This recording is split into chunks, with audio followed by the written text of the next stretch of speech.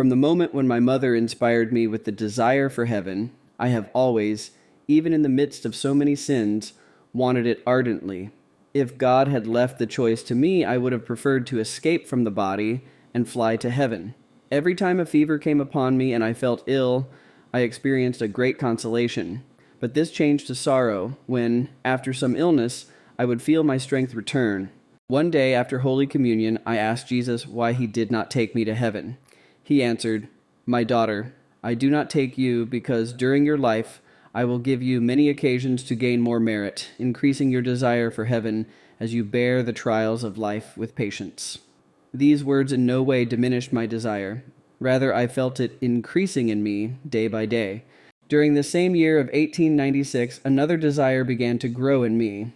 I began to feel an ever greater yearning to love Jesus crucified very much, and at the same time a desire to suffer with him and to help him in his sufferings. One day, as I was looking at the crucifix, so great a sorrow came over me that I fell to the floor. My father was in the house at the time, and he began to reprove me, saying that it was not good for me to stay at home, and that I should go out early the next morning. He had not let me go to Mass the last 2 mornings. I answered in a disturbed tone of voice, "It is not good for me to remain away from Jesus in the Blessed Sacrament." My answer disturbed him because he noticed that my voice was not very strong.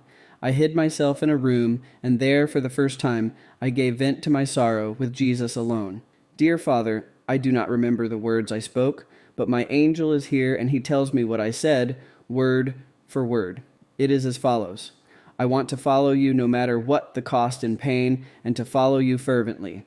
No, Jesus, I do not want to continue displeasing you by a tepid life as I have done up to now. That would amount to coming to you to bring you displeasure. Therefore, I resolve to make my prayer more devout and my communions more frequent. Jesus, I want to suffer and to suffer much for you. Prayer will ever be on my lips. If even he falls often who makes frequent resolutions, what will happen to him who resolves but rarely? Dear Father, these words came from my heart in that moment of sorrow and of hope when I was alone with my Jesus. I have made so many resolutions, and I never kept any of them. Every day, amid so many sins of every kind, I would ask Jesus to let me suffer and suffer much. After a little, Jesus sent me a consolation. He sent me a pain in one of my feet. I kept this secret for a while, but the pain was severe. A doctor came and said an operation was necessary, and perhaps the foot would have to be amputated. All of my family was greatly worried, and only I was indifferent. I remember that while they were performing the operation, I cried and complained loudly. But then, looking at Jesus, I begged him to pardon my folly. Jesus also sent me other pains, and I can say with truth that ever since the death of my mother, I have never spent a day without suffering some little thing for Jesus.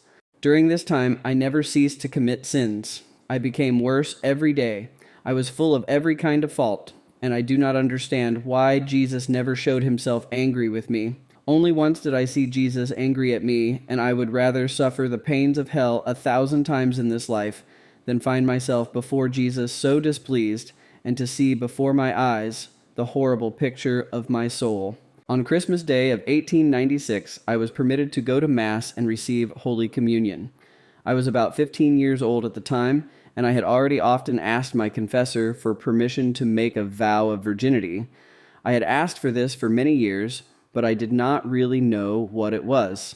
It only seemed to me that it was the most beautiful adornment I could offer to Jesus. He would not let me take this vow of virginity, but instead allowed me to make a vow of chastity. So on Christmas night, I made my first vow to Jesus. I remember that Jesus was so pleased with it that he asked me after Holy Communion to unite with this vow the offering of my whole self and all my sentiments in abandonment to his holy will. I did this with such a joy that I spent that night and the next day as if in heaven. That year came to an end, and we entered upon the year of 1897, which was a year of great sorrow for all my family.